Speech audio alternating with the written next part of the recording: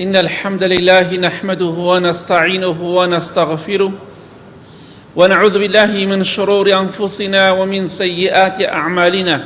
من يهده الله فلا مضل له ومن يضلل فلا هادي له، وأشهد أن لا إله إلا الله وحده لا شريك له، وأشهد أن محمدًا عبده ورسوله. أما بعد، فإن خير الكلام كلام الله، وخير الهدي هدي محمد صلى الله عليه وآله وسلم، وشر الأمور محدثاتها، وكل محدثة بدعة، وكل بدعة ضلالة، وكل ضلالة في النار. خۆشەویستان، خوای گەورە و میهرەبان لە قورئانی پیرۆزە باسی منافق و ئیماندار دەکات. ئیماندار کە شتێکی بیست جێبەجێیەکات، ئەمە حەڵاڵە جێبەجێیەکە، ئەوە حرامە خۆی لێپارێزێ. بەس پەنا بەخوا ئینسانی منافق خوای گەورە دەفەرمێ هەرچەندێ ئایەت و حەدیثی بە باسکەی خراپترە بێ، ئەوە صیفەتی ئینسانی منافقە، لەوێ ئەڕۆ لێو دەرەچێ. جا بە ئێمە ئیماندار بین، نەک منافق، پەنا بەخوای گەورە. ئەو خاڵەی کە ئەمڕۆ دەمەوێ باسی کەم بۆ هەموو کاسبکارێکە، ئەوەی کە کەسابەتەکات، ئیشەکات، بۆ هەموو کەسێکە کە حەق و مافی خەڵکی خواردووە، دەسەڵاتدارە بێدەسەڵاتە، دەوڵەمەنە فەقیرە، نوێژخوێنە نوێژخوێن نییە، هەر کەسێکە ئەوەی کە حەقی خەڵکی خواردووە. با بچینە خزمەت فەرموودەکانی خۆشەویستی خوا صلی الله علیه وسلم، بزان چیمان پێ دەڵێن دەربارەی ئەو کەسانەی کەشتی خەڵکی و ماف و حەقی خەڵکی، ماڵی خەڵکی دەخۆن. ئەو کەسێک کە ماڵی خەڵکت خواردووە بە سوێنی درۆ، سوێنێکت خواردووە وتە فڵان کەسم خەڵەتان بە سوێنێک. لە حەدیثێکی صحیح مسلم داهاتۆ خۆشەویستی خوا فەرمێ صلی الله علیه وسلم، هەر کەسێک ماڵی مسلمانێک بۆ خۆی ببچڕێنێ بە سوێنێکی درۆ، حەقێک و مافێک و ماڵێک، شتێکی خەڵکی بۆ خۆی داگیر بکات بە سوێنێکی درۆ، خوای گەورە دوو سزای قورسی ئەدا. ئەو کەسەی ماڵی برازە و خوشکەزاکانت خواردووە، عەرزەکانی دەرەوە و دێهاتەکانت داگیر کردووە، ئەو کەسەی کە بە دزی و بە سوێنی درۆوە لە ناو شارە زەوی داگیر کردووە، گوێ بگرە سزاکەت چییە ئەگەر نەیگەڕێنەوە خاوەنەکەی. ئەوە خۆشەویستی خوا فەرمێ صلی الله علیه وسلم، ئیتر ئیبلیس چی بە تۆ ئەڵێ ئەو نایخوات، فقط ئەوجەب الله له النار. یەکەم خوای گەورە چوونە جەهەنەمی بۆ واجب دەکات، واتە خوا واجبی کردووە بیخاتە ناو ئاگرەوە. وحرم عليه الجنة، بەهەشتیشی لەسەر حرام دەکات، قوڕ بەسەر ئەو کەسە بۆ بووکوزاوە، ئەمە شمولی دەکات قوڕی بەسەر خۆی داکردووە، زەوی داگیر کردووە، مافی خەڵکت داگیر کردووە، خواردووتت بیگەڕێنەوە. یەکێ لە سەحابەکان فەرمووی پێغەمبەری خوا صلی الله علیه وسلم، ئەمەی کە تۆ باسی دەکەی، هەر کەسێک بە سوێنێک شتێک داگیر بکات ئەگەر کەمیش بێ، فەرمووی وئین کانە سیواکەن وئین قەضیبا من ئەراک، ئەگەر یەک سیواکێک بێ، سیواکێک ئێستا بای 1000 دینارە، کەواتە هەر کەسێک بای 1000 دینار بایس پارەی سیواکێک لەوانە هەش بێ بە 500 دینار بێ، موڵکی خەڵکی داگیر بکە، یعنی ئەوەی کە تۆ داگیرت کردووە، ئەوەی کە تۆ بردووتە بۆ خۆت، ئەوەی کە غەسپت کردووە لە کەسێک بای پارەی سیواکێکە، واتە بای 1000 دینارە، با بڵین زیاتر کەمتر. خوای گەورە چوونە جەهەنەمت بۆ واجب دەکا، لە بەهەشتیش مەحرومت دەکا. وحرم الله عليه الجنة، خوا حرامیەکە بیخاتە بەهەشت. جا دوای ئەمە قوڕ بەسەر ئەو کەسەی بەم شێوەیە بمرێ. وەڵڵاهی هەزارەها کەس هەیە و ملیۆنەها کەس هەیە مردووە، ئێستا ئەم سزای خوا بەسەریانەوەیە. لە خوا بترسە، ماڵی خەڵک مەخۆ. ئەگەر سیواکێکت خواردووە، پارەی سیواکێک ئەگەر 1000 دینارت لە کەسێک داگیر کردووە بە سوێنی درۆ خواردووتە، شایەتی ناحەقت داوە، دڵنیا بە خوا ناتخاتە بەهەشتەوە و لە جەهەنەما نقمت دەکات. حەق و مافی خەڵک بگەڕێنەوە تا زیندوی. باوکت زاڵم بۆ تۆ زاڵم مەبە، مافەکان بگەڕێنەوە بۆ پورەکانت، بۆ ئامۆزا و پورزا و خاڵۆزەکانت، تۆکو زاڵم مەبە، ئەو قورگراو بەسەریان ناو قەبردا، تۆش هەمان سزا بۆ خۆت دروست مەکە. مەڵێ باوکم تازە تەوزیعی کرۆ، باپیرم تەوزیعی کرۆ، باپیرە زاڵم بوو، باوکت زاڵم بوو، تۆ زاڵم مەبە، خوا فێڵی لێ ناکری. ئەگینە ئەوەی کە باوکت داگیری کردووە، هی براو برازا و خوشکەزاکانی تۆش ئەمڕۆ دەیکێڵیت و بەکاری دەهێنی بۆ خۆت، واللهی هەمان عقوبەی باوکە شمول دەکات. هەر کەسێک لە ئێمە پرسیاتان لێ بکەم، لە هەر کەسێک لە ئێوە پێتان خۆشە لە ڕۆژی قیامەتا بگەنە خزمەتی خوای گەورە، خوای گەورە لێتان تووڕە بێ لێتان؟ پێتان خۆشە خوای گەورە لە ڕۆژی قیامەتا پشتان تێکە؟ هەمووتان دەڵێن نەخێر. دەی ئەوەی کە دەڵێن نەخێر با حەدیسەکە بزانێت چ باسی چی دەکات. لە حەدیسێکی صحیحی بخاری مسلیم دەهاتۆ، خۆشەویستی خوا فەرمێ صلی الله عليه وسلم، هەر کەسێک سوێنێک بخوات، من حلف على يمين صبر وهو فيها فاجر، هەر کەسێک سوێنێکی درۆ بخوات، سوێنێک بخوات بۆ ئەوەی مافی کەسێک داگیر کات، بۆ ئەوەی پارەی خەڵکێک بخوا، بۆ ئەوەی زەوی خەڵکێک بخوا، بۆ ئەوەی حەقی خەڵکێک بخوا، بۆ ئەوەی سوێنێکی درۆ ئەخوا بۆی کەسێک لە خۆڕایی سجن بکرێ. کابرا تاوانی نییە دوو شایەتی بۆ دێن بە پارە و بە درۆ، دەی وەرە شایەتی لەسەر فڵان کەس بدە، فڵان کەسی کوشتووە یا فڵان کەسی ئەوەی دزی کردووە، ئەوەی کردووە کردووە. ئەو کەسانە سزاکەیان چییە؟ بێگومان پێغەمبەری خوا فەرمێ صلی الله عليه وسلم، لقي الله يوم القيامة وهو عليه غضبان، ئەگاتە خزمەتی خوا بەڵام خوا لێی تووڕێ، چونکە درۆی کرد، پیاوێکی داماوی کردە سجنەوە بە سوێنی درۆ، چونکە درۆی کرد، زەوی خەڵکی داگیر کرد، پارەی خەڵکی داگیر کرد، مافی خەڵکی داگیر کرد، خوا لێی تووڕێ.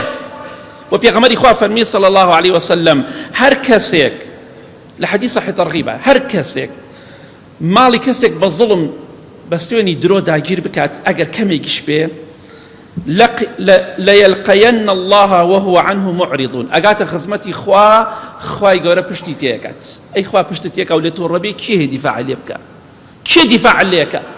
بووکوزاڵەکەی کە پارە و پولت بۆ جێهێڵاوە، کوڕکچەکەی کە پارە و پولت بۆ جێهێڵاوە، ماڵی حرامت بۆ جێهێڵاوە، هۆ دیفاع لێکە؟ حاشا.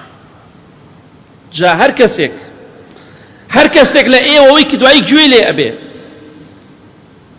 ئەگەر زەوی خەڵتان داگیر کردووە لە دەرەوە و لە ناوەوەی شار، لە گوندەکەی خۆتان، لە هەر شوێنێک بیگەڕێنەوە بۆ لای خاوەنەکەی، مەڵێ باو باپیرم وای کرد، باو باپیرت باجەکەیان داوە، تۆش باجەکەی بانەدەی.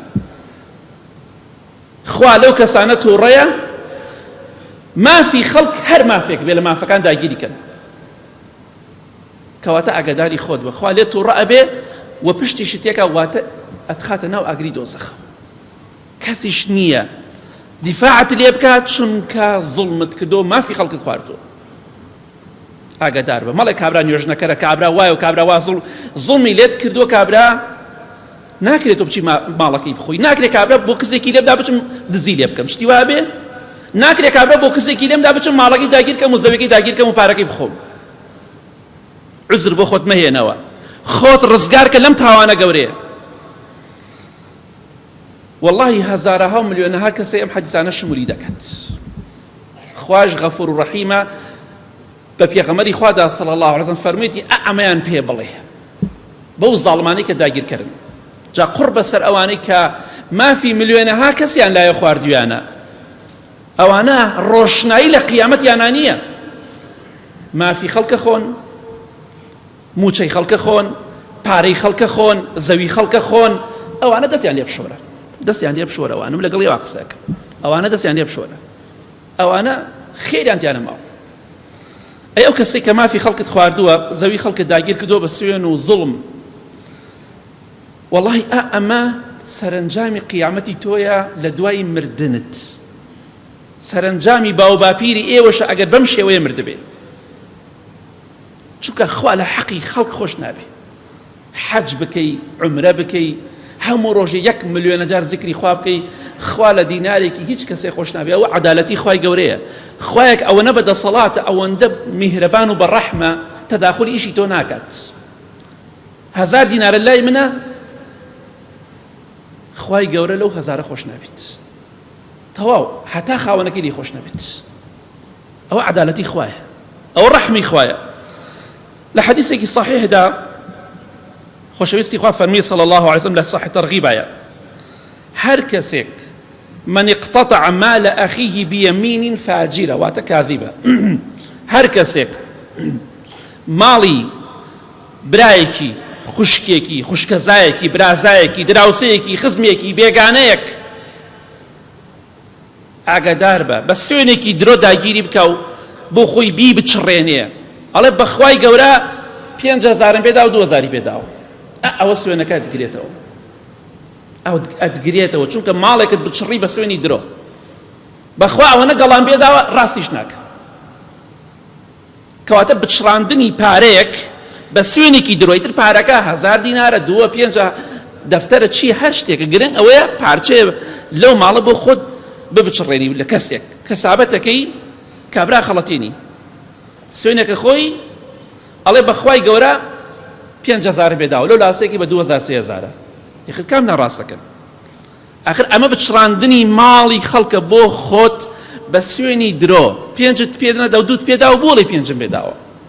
ئەگەر 5 ڕۆبعێکەمت پێدابێ نابێ ئینسان بڵێ 5 پێداوە، ئەوی بڵێ بە مەسروف بۆ چۆتە 5,000 بۆ نمونە لەسەر ئەگەر ڕۆبعێکی بێتە سەری، نابێ بڵێ 5 پێداوە، 5 پێ نەداوە، ڕۆبعێکەمت پێداوە.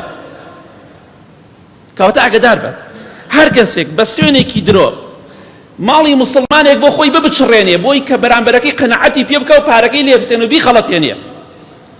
پێغەمبەری خوا فەرمێ صلى الله عليه وسلم فليتبوأ مقعده من النار، با جێگای خۆی لە جەهەنەما خۆشکە پیرۆزی بێت. ماڵی خەڵکی بە سوێنی درۆ داگیر کردووە، بە سوێنی درۆ پارە پەیاکات. کەواتە دوای ئەمەش کە ئەمەد ئەبیسی با جێگەی خۆی لە جەهەنەما خۆشکە، یا سوێنێکت خواردووە من حلف على يمين مصبورة كاذبة، سوێنێکت خواردووە بۆ ئەوەی کەسێک بکرێتە سجنەوە، بۆ ئەوەی کەسێک مافێکی بخورێ، ئەگەر ئەمانەت کردووە جێگای خۆت لە جەهەنەما خۆشکە، چونکە خوا قەت لە حەقی خەڵک خۆش نابێت. کەواتە ئاگادار بە جا ئەوەی کە خەڵک مافی هەزارەها ملیۆنەها خەڵکی داگیر کردووە ئەوە وازی لێ بێنە، دەستی لێ بشۆرە. من لەگەڵ تۆمە کە تۆ نوێژ خوێنی، تۆ ئەهلی مزگەوتی، جا کێ پێی خۆشە پێی بوترێ لەلایەنی بەڕەحمترین مرۆڤێک و پێغەمبەری خوایە صلى الله عليه وسلم پێی بوترێ جێگای خۆت لە جەهەنەما خۆشکە ئەگەر بە سوێنێکی درۆ پارێک لە مسلمانێک بسێنیت بیخەڵەتێنی. ئاگادار بە چەندێکت پێداوە ڕاستی بڵێ، یا هەر سعری پێ مەڵێ کاکە مەڵێ پێداوە بۆ نەدەی فرۆشم و تەواو. یعنی ناکرێت تۆ شتێکت بە 10,000 کڕیوە کابراڵێ بە 11 بەخوا زەرەرەکە، بە 15 بەخوا زەرەرەکە، بۆ زەرەرەکە کاکە بڵێ نایدەم نایفرۆشم بۆ پارەی، بەڵام پێویست ناکە ئەگەر زەرەر ناکا بڵێ زەرەرەکە بێتە درۆ، ماڵی خەڵک مە بچڕێنە بۆ خۆت. هەمومان ئەوە خەڵەتێنراوین، هەمومان خەڵەتێنراوین بە سوێنی درۆ، وەڵڵاهی خاوەنی ئەو درۆیە ئەبێ لە جەهەنەما جێگا بە خۆی خۆشکەت. کەواتە با بە خۆماندا بچینەوە. یا ڕەبی خوا لە گوناهەکانمان خۆشبی، خوایان لە پارە و کەسابەتی حرام بە دوورمان کە یا ڕەب العالەمین، ئاخرمان بەخێر بگێڕی. ئامین.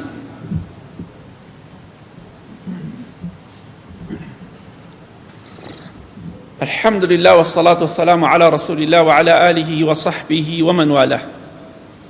والله هەر کەسێک سوێنێکی درۆ بخوات، ئەو سوێنەی کە خواردوێتی بە درۆ ڕازگۆ نییە تێیدا، والله هەر ئاوا بە بەلاش ناڕات، والله هەر ئاوا بە بەلاش کۆتایی پێ نایە و من لە بیرم کرد و منت خەڵەتان و منیش تۆم خەڵەتان و تەواو. نە، هەمووی نووسراوە، ڕۆژێک دێت لە یەکەم دەقەی مردنتەوە باجی هەمووی ئەدەی.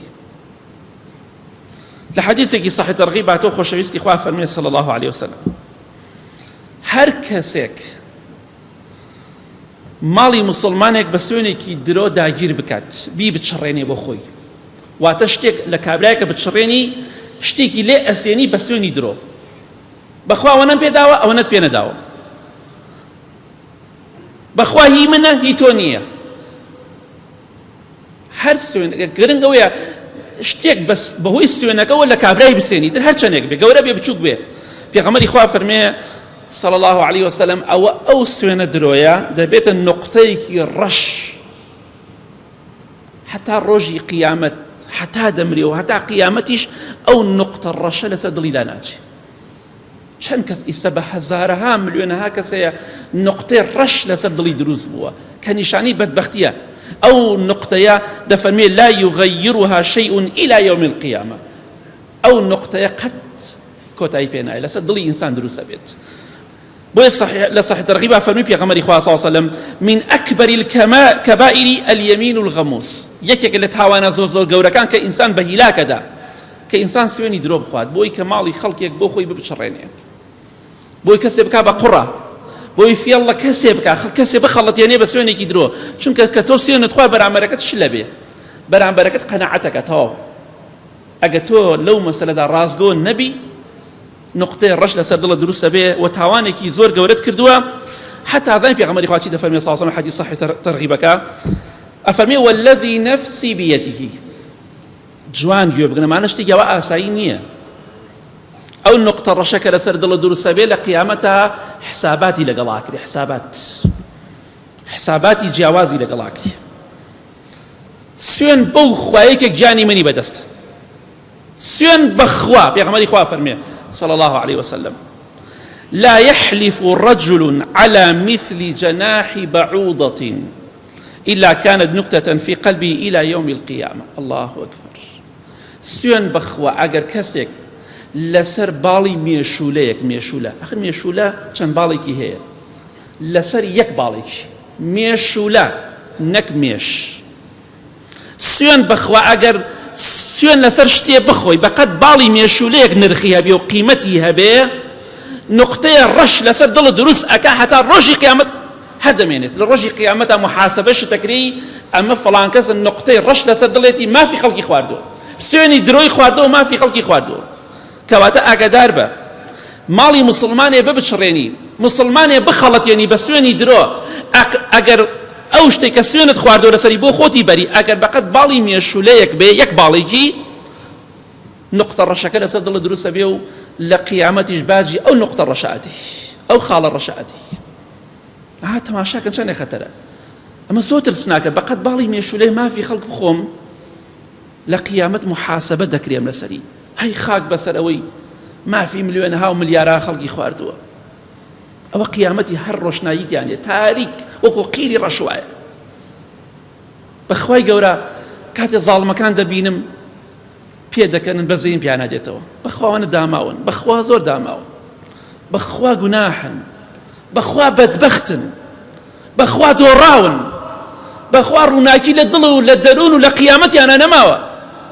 قڕ بەسەریان قڕ بەسەر ئەوانش کە دیفاع لەو زاڵمانە دەکەن کەواتە ئاگادار بە ئەگەر بەقەت باڵی مێشولەیە ماڵی خەڵک بۆ خۆت بە سوێن بخۆی داگیریکەی ئیتر لە کەسابەتا بێ لە شتی ترا بێ بەخوا لە ڕۆژی قیامەتە باجەکەی دەی تاوانێکی زۆر گەورەت کردو ئەکبەری کەبایر پێغەمبەری خوا فەرمی صلی الله علیه وسلم یەکێکە لە تاوانە زۆر گەورەکان بەقەت باڵی مێشولە ئەگەر 1000 دینار و 500 دینار و 2000 و 10000 و 50000 بێ ئەو وازی لێ بێنێ تاوانەکەی هەر زۆر گەورەیە کەواتە جوان گوێ بگرین ئەی ئەوانەی کەسابەتەکەن لە هەر شوێنە کەسابەتەکەن جوان گوێ بگرن ئەی ئەو کەسانەی کە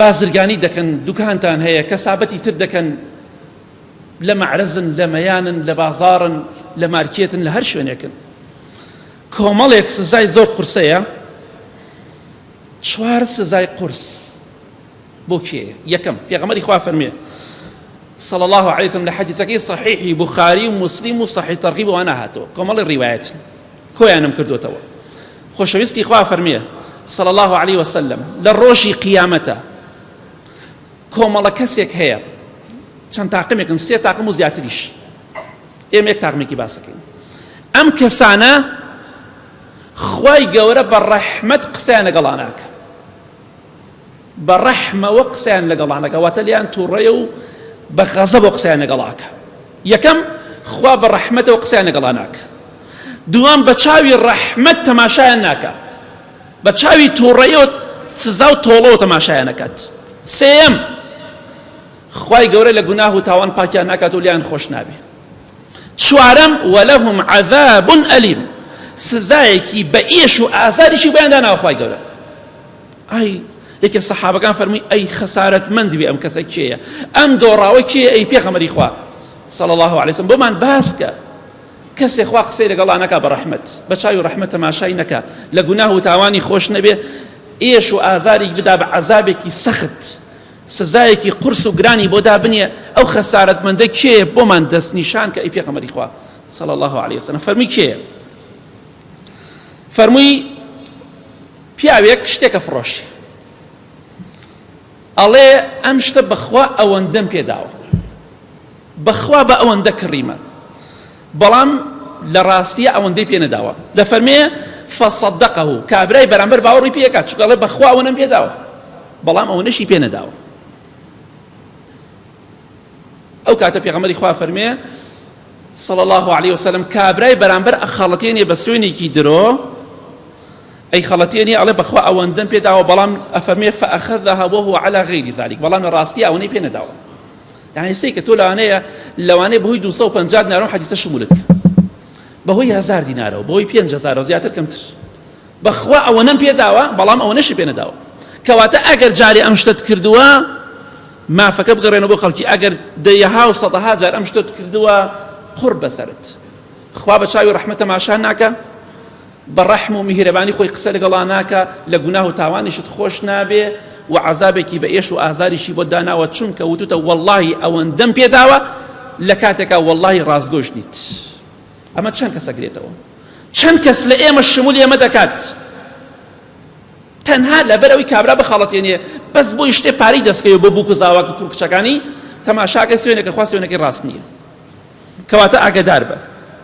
پێغەمبەری خوا فەرمێ صلی الله علیه وسلم ئەو کەسەی کە کەسابەتەکەی ئیشە شتەکانی دەفرۆشێ، کاڵاکەی دەفرۆشێ بە سوێنی درۆ، یا دەڵێ کابرا ئەڵێ شتەکانمان بە سعری جوملە درۆشەکە حاشاسی، سعری جوملە هەر نییە، جوملە زانی یعنی چی؟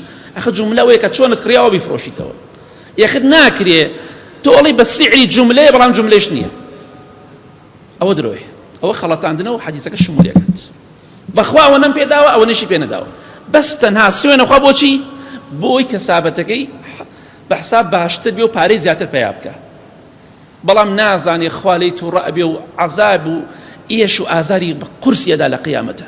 کەواتە ئاگاداری خۆت بە. لە کۆتاییدا دەڵێم لە حەدیسێکی صەحیح تەرغیبە هاتووە، ئیمامی ئەبوو سەعیدی خودری، ئەمە خاڵێکە زۆر گرنگە ئاگاداری بین. ئیمامی ئەبوو سەعیدی خودری سەحابەی ڕەزای خوا لێ بێ دەفەرمێ پیاوێکی لادێی و دەشتەکی بەلاما تێپەڕی، مەڕێکی پێبوو، مەڕ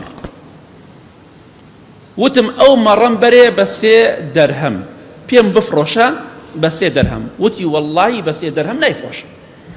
ئەها جوان گوێ بگرن، بەخوا ئەو مەڕە ئەو حیوانە بەوەنە پارە نافرۆشم، بەخوا ئەو سیارە بەوەنە نافرۆشم، بەخوا ئەم شتە بەوەنە نافرۆشم، بەڵام دەفەرمێت تەماشام کرد بە 3 دەرهەمەکە فرۆشتی. وتی بەخوا بە 3 نایفرۆشم، بە 3 دەرهەم نایفرۆشم بەخوا، بەڵام دوایی فرۆشتی بە 3 دەرهەم. کەواتە سوێنەکەی خۆی شکان. ئەفەرمێ هاتم بۆ خزمەتی پێغەمبەری خوا صلی الله علیه وسلم، بۆم باس کرد پیاوێکی دەشتەکی ئاوای کردووە، وتم مەڕەکەتم بەرێ بە 3 دەرهەم پێم بفرۆشە، وتی بەخوا بە 3 دەرهەم نایفرۆشم، بەڵام بە 3 دەرهەمەکەش فرۆشتی. لە کاتێکا سوێنیشی خوارد. خۆشەویستی خوا فەرمی صلی الله علیه وسلم باع آخرته بدنیاه، ئەو کەسە قیامەتی خۆی فرۆشت بە دنیا، قیامەتی خۆی فرۆشت. چەندێکمان قیامەتی خۆمان فرۆشت، هەروە گاڵتە نییە سوێنەکە خۆی دوو تەواو، کە سوێنت خوارد بەخوا بەوەندە نایدەم، نابی بیفرۆشی بۆ پارێ تەواو، نابی بیفرۆشی. خوای گەورە پێی خۆشە، پێغەمبەری خوا فەرمێ صلی الله علیه وسلم خوای گەورە پێی خۆشە سوێنی پێ بخۆی، بەڵام ڕازگۆ بی، ڕازگۆ. خوا پێی خۆشە سوێن بخۆی، سوێن بخۆ بەڵام ڕازگۆ بە. کە درۆت کرد پەنا بخوا ئەم حەدیسانە کە باسم هەموو شمولتەکە، چەند هێشتیش هەیە باسم نەکردوشتە. کەواتە لە کۆتاییدا دەڵێم با بە خۆمان دابچیتەوە، بۆ کوڕ، بۆ کچ، بۆ بووک و زاوا و بۆ خێزان قەبر و قیامەتی خۆ تاری مەکە. بەخوای گەورە 1000 دینار بخۆی، خوا محرومتەکە لە بەهەشت، زڵم لە خەڵکی بکی. چکە پێغەمبەری خوا فەرمی صلی الله علیه و سلم ئەوەی سیواکێ بخوا سیواکێ داگیر کا بۆ خۆی بە سوێنی دروست یەک سیواکێک ئیلا خوای گەورە جەهەنەمی بۆ واجب بکا و لە بەهەشتیش مەحرومی دەکات تەواو حەدیثەکەی صحیح مسلم ناتوانێت ئینکاری تیا بکەی کەواتە ئاگاداری خۆت بە مافی خەڵکت لایە بیگەڕێنەوە مەی خۆ بیگەڕێنەوە حەقت بەسەر باوە باپیرتەوە نەبێت زاڵم بوو نەتۆ زاڵم مەبە ئەوان قیامەتی خۆیان تاریکە تۆ تاریکی مەکە اللهم اغفر للمؤمنين والمؤمنات والمسلمين والمسلمات الأحياء منهم والأموات من أهل السنة والجمعة والجماعات يا ربي خوايا الشفاء نخوش كان من بدي يا ربي خوايا لباري حرام ولسوني درو بدور مانك يا رب العالمين خوايا آخر من بخير بقرين يرجو رجوع عبادة مالي قبول كي خوايا أواني نخوش الشفاء بدي ولات من لا شر وآجا وبدورك يا رب العالمين خوايا أواني باشن لقل ميلتو قلدا يا ربي خوايا سركوتويان كي أواني خراب وظالم خوايا بقوري خوا للايوان بري خوايا بشتي جولكش بشكين يا رب العالمين خوايا براكان وخشككان مال غزة ولا هموش وين سركوتوكي يا ربي خوايا ولات الزلي زكان رو رشي دنيا وقيامت بك يا رب العالمين خوايا جولك الزليل بكي خوايا زليل زلي تريام كي يا رب العالمين خوايا الشفاء نخوشكان من بدي آخر من بخير بقيري آمين آمين آمين وصلى الله على محمد وآله وصحبه أجمعين.